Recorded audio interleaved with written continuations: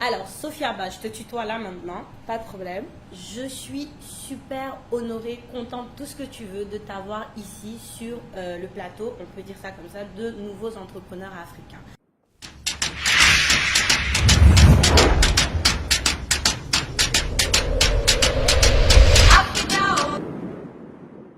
Aujourd'hui, tu es fondatrice de La Plateforme. Tu appelles ça La Plateforme parce que c'est une émission radio qui invite un invité chaque semaine sur un débat. Donc, ça peut être l'homosexualité ou encore l'excision, beaucoup de sujets d'actualité.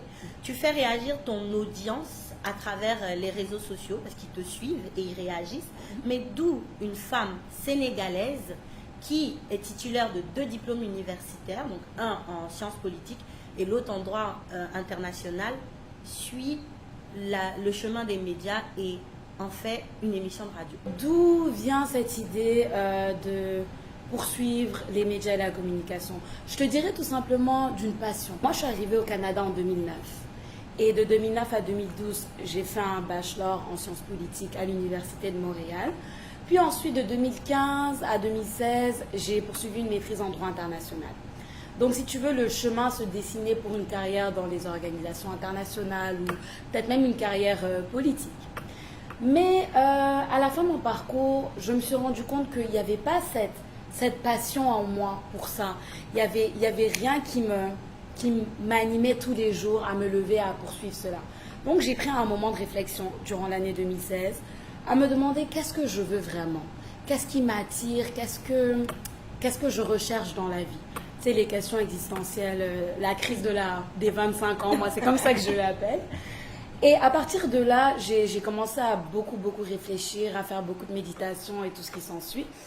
Et l'univers marche comme ça en fait. Sur mon chemin, j'ai croisé des gens qui m'ont donné certaines opportunités et qui m'ont tendu le micro, tout simplement. Et une fois que j'avais le micro en main, je me suis dit, mais c'est incroyable, c'est ce que je veux faire de ma vie. Donc j'ai commencé par établir la plateforme qui aujourd'hui, comme tu l'as mentionné, est une émission de radio. Alors, Sophia Ba, oui, j'ai une question intéressante à te poser. C'est comme un test de personnalité. D'accord. Si tu devais aller à un rendez-vous galant avec quelqu'un, je te demande pas qui, hein, d'ailleurs, ça serait avec quel type en fait de outfit? Je dis outfit comme ça, mais ça serait plus. Qu'est-ce que tu aimerais voir en fait par rapport aux accessoires, c'est ça? Bah écoute, déjà, moi je suis pas très nœud papillon. Donc au tout début, je me disais, avec un ami à moi très proche, on s'est assise et puis il m'a dit, mais ton inspiration première c'est Oprah. Pourquoi est-ce que tu le fais pas à ton niveau?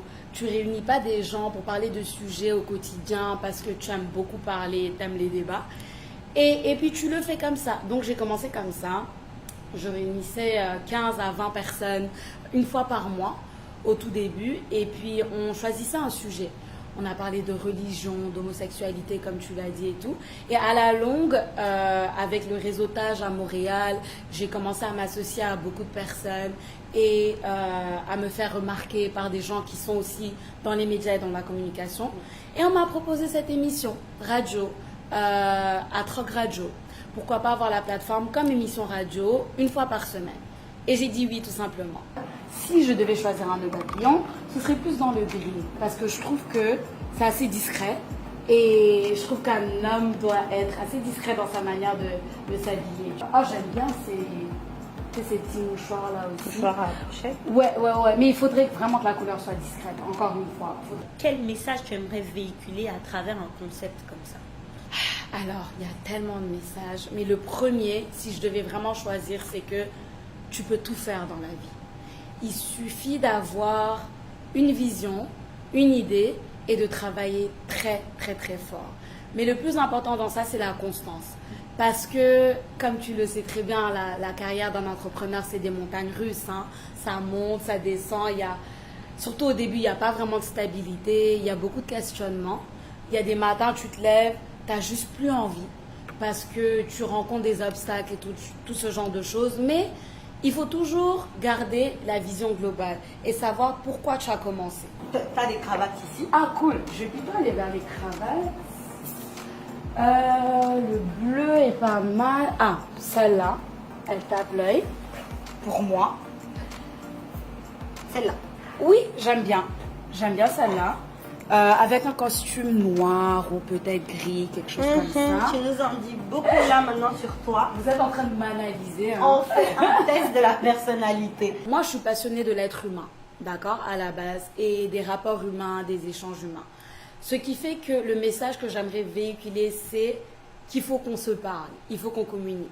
Donc, la phrase que j'aime bien, d'où la citation, parlons-nous pour nous comprendre, mais pas seulement pour nous entendre.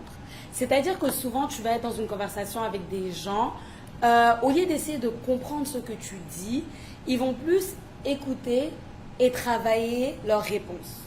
Au lieu d'essayer de vraiment analyser, oh, qu'est-ce qu'elle a voulu me dire par ce message. Et moi, j'aimerais vraiment établir cela. Quand j'ai un invité à la plateforme, j'écoute et j'apprends, tu vois, de la personne. Et j'aimerais vraiment que le nerf de la communication, c'est ça. Essayer de comprendre l'autre, essayer d'établir un rapport humain et de savoir qu'au final, on est tous pareils, tu vois, même si on a des divergences d'opinion. La vie d'un entrepreneur, c'est des montagnes russes. Donc, ça a des hauts, ça a des bas. Oui. Au jour d'aujourd'hui, j'aime beaucoup cette phrase d'ailleurs, pour ceux qui me connaissent. Oui. Tu t'es lancé en entrepreneuriat. Oui. C'est perçu bien sur les réseaux sociaux. On voit la constance, on voit le travail. Mais derrière, il y a sûrement eu des difficultés. Alors ma question c'est, quels ont été les obstacles que toi, auxquels tu as fait face? Là, je vais être très honnête. Il y en a eu beaucoup.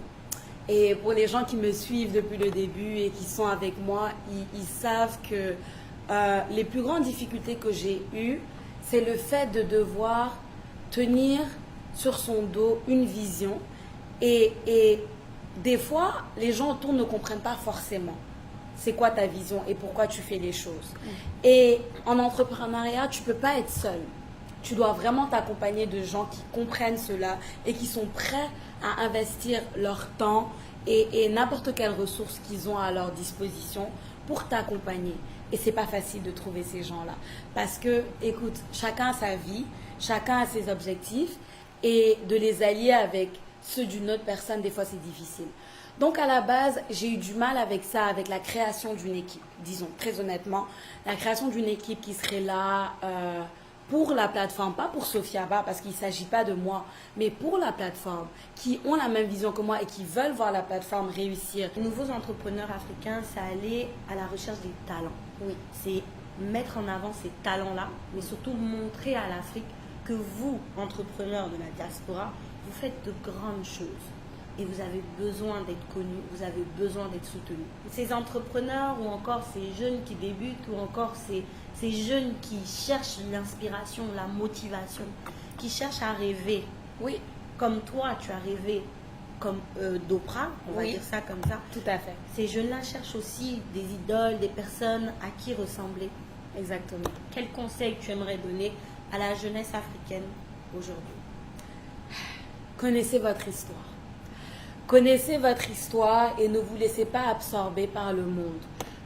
Senghor disait que il n'y a rien de mieux qu'être enraciné solidement et avoir une ouverture sur le monde. Et souvent, quand on apprend son histoire, on se rend compte que les héros sont là. Les héros de notre continent sont là. Il faut juste qu'on nous les montre. Donc moi, c'est le conseil que je donnerais à la jeunesse. Apprenez l'histoire de l'Afrique. Et n'ayez pas peur, soyez fiers de savoir que oui, en Afrique, il y a des choses qui se passent. Parce que souvent, on ne vous le montre pas tout le temps, mais c'est à vous d'aller chercher. Comme toi, tu le fais d'ailleurs avec vos entrepreneurs africains. Tu vas chercher les jeunes Africains qui font des choses, tout simplement. Merci Sophia.